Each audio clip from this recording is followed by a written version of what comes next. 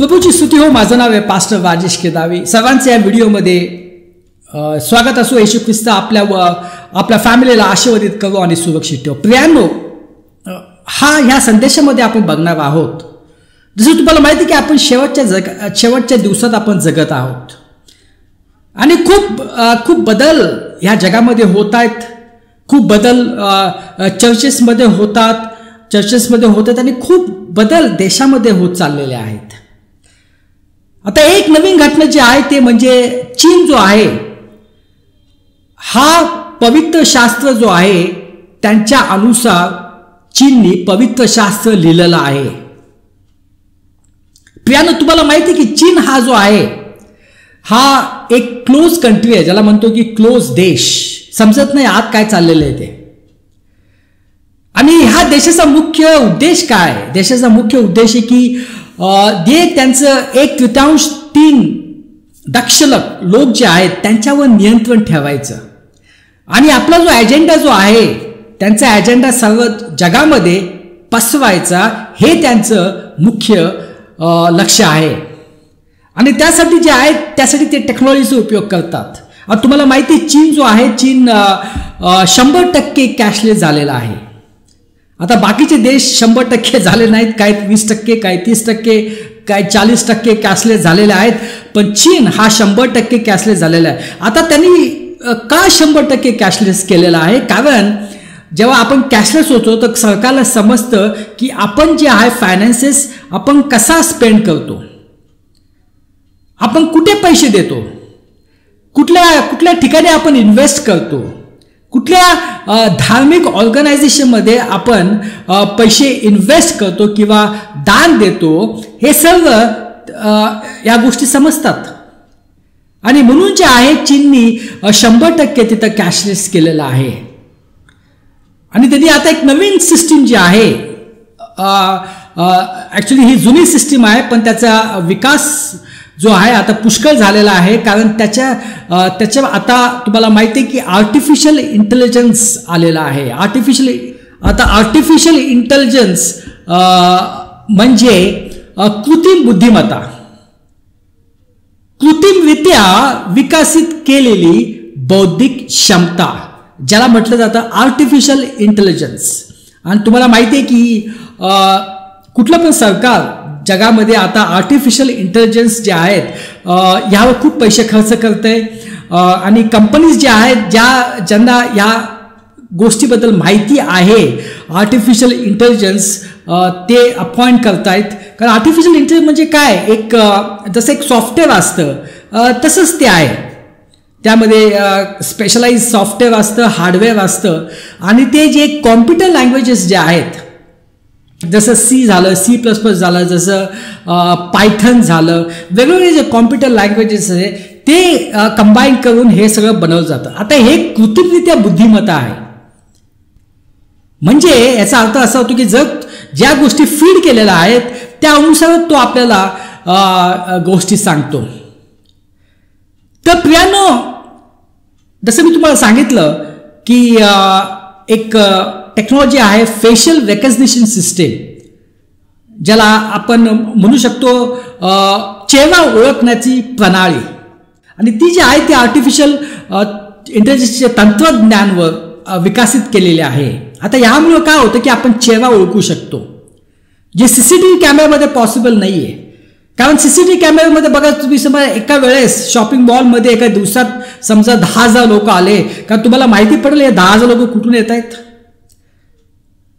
ते कुठे राहत आहेत, त्यांचा ॲड्रेस काय आहे, त्यांचं इन्कम काय आहे, ते माहिती पडू शकतं नाही. जर तुम्हाला माहिती पाहिजे एक व्यक्ती कुठे कुठे जातो दिवसाला, का ते माहिती पडू शकतं नव्हे. पण ह्या टेक्नॉलॉजी ते माहिती पडू शकतं. म्हणजे ही काय करतं, चेहरा ओळखतं. आता जे डिजिटल फोटोज असतात आपले, म्हणजे मोबाईल फोटोज किंवा व्हिडिओचे जे इमेजेस असतात, तिथून ते काय करतं, चेहऱ्याचं जे आहे ते बायोमेट्रिक्स बनवतं आणि ते आपल्या डेटाबेसमध्ये ठेवतं. आणि कुठे पण जर तुम्ही जात असाल तर ते काय करतं, ते तुम्हाला ट्रॅक करतं. आता जसं आधार कार्डमध्ये तुम्हाला माहिती आहे की तुमचं बायोमेट्रिक द्यावं लागतं तर ते पॉसिबल होतं, पण इथं असं नाही आहे. तुम्हाला बायोमेट्रिक द्यायची आवश्यकता नाही आहे. तुमचा जर फोटो तरी असला तरी ह्या गोष्टी पॉसिबल होतात. म्हणजे आता कुणाला समजलं नाही आहे, पण तुमच्यावर नजर ठेवली जाणार. तर अर्थात ही टेक्नॉलॉजी चीनमध्ये जास्त हिचा विकसित केली गेली आहेत आणि आता दुसरे देश पण तसा विकास करतील. तर ह्याच्यामुळं काय होतं, ह्याच्यामुळं जे आहेत लोकांवर नियंत्रण ठेवू शकतो, ट्रॅकिंग करू शकतो. आणि मेन जे आहे, मेन त्यांना जे आहेत जे धार्मिक संस्था आहेत त्यावर त्यांना ट्रॅकिंग करायचं आहे, त्याकडे त्यांचं जास्त लक्ष आहे. तुम्हाला माहिती आहे की चर्चेस तिथं पुष्कळ चर्चेस बंद झालेल्या आहेत.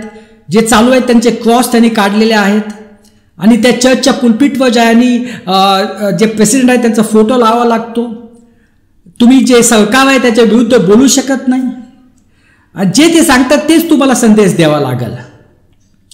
तर त्यांना लोकांना नियंत्रण ठेवायचं. म्हणजे कोण पण समजा चर्चमध्ये आला तर ते जे आहेत त्यांना इन्फॉर्मेशन मिळेल, कुठून आलेले आहेत, ते काय करतायत, ही सर्व माहिती त्यांना मिळेल. आता चीनमध्ये जास्त हाऊस चर्चेस आहेत, ते कोणाला न सांगता भेटतात, तर याचं पण ट्रॅकिंग त्यांना होऊ शकेल. तर त्यासाठी त्यांनी ही सिस्टीम आणलेली आहे, कारण त्यांना माहिती आहे की जर लोक देवाच्या जवळ जातील, येशू ख्रिस्ताच्या जवळ जातील, त्यांना सत्य समजेल, ते अंधारातून जे आहे ते प्रकाशामध्ये येतील, त्यांना समजेल की आसपास काय होतंय, अजेंडा काय आहे लोकांचा, ते त्यांना नको आहे. त्यांना लोकांना अंधारामध्ये ठेवायचं. जेव्हा लोकांना अंधारामध्ये ठेवतो आपण त्यांना कंट्रोल करू शकतो. आणि आता तर त्यांनी काय केलेलं आहे, आता तर त्यांनी नवीन पवित्र शास्त्र काढलेलं आहे त्यांच्या अनुसार, आणि खूप जे आहे त्यांनी मॉडिफिकेशन करून ठेवलेले आहेत. एक एक्झाम्पल मी देतो म्हणजे तुम्हाला समजेल. आपण वाचूया योहान 8:1-11. आता हे आपल्या पवित्र शास्त्राच्या अनुसार. पण येशू जैतुनाच्या डोंगराकडे गेला, नंतर पहाटेस तो पुन्हा मंदिरात आला. तेव्हा सर्व लोक त्याच्याकडे आले आणि तो बसून त्यांना शिकवू लागला. त्यावेळी व्यभिचार करत असताना धरलेल्या एका स्त्रीला शास्त्री व परुषी यांनी त्याच्याकडे आणले व तिला मध्ये उभे करून ते त्याला म्हणाले, गुरुजी, ही स्त्री व्यभिचार करत असताना धरण्यात आली. मोशेने नियमशास्त्रात आम्हाला अशी आज्ञा दिली आहे की अशांना दगडमार करावा. व तर आपण हिच्याविषयी काय म्हणता? त्याला दोष लावायला आपणास काहीतरी मिळावे म्हणून त्याची परीक्षा पाहण्याकरता ते असे म्हणाले. येशू तर खाली ओनवून बोटाने जमिनीवर लिहू लागला आणि ते त्याला एकसारखे विचारत असता तो उठून त्यांना म्हणाला, तुमच्यामध्ये जो निष्पाप असेल त्याने प्रथम तिच्यावर दगड टाकावा. मग तो पुन्हा खाली ओनवून जमिनीवर लिहू लागला. हे शब्द ऐकून वृद्धातल्या वृद्धापासून तो थेट शेवटल्या माणसापर्यंत ते सर्व एकमेकाकडे एक मागून एक निघून गेले. येशू एकटा राहिला. तेथेच ती स्त्री मध्ये उभी होती. नंतर येशू उठला व त्या स्त्रीविषयी तेथे कोणी नाही असे पाहून तिला म्हणाला, बाई, तुला दोष देणारे कुठे आहेत? तुला कोणी दंड ठरवला नाही काय? ती म्हणाली, प्रभूजी, कोणी नाही. तेव्हा येशू तिला म्हणाला, मीही तुला दंड ठरवत नाही. जा, यापुढे पाप करू नकोस. आता आपल्याला ते हे सर्व माहिती आपण वाचलेलं आहे. आता आपल्याला माहिती आहे की त्या स्त्रीला येशू ख्रिस्ताने वाचवलं. येशू ख्रिस्ताने वाचवलं पण तिला तारण दिलं.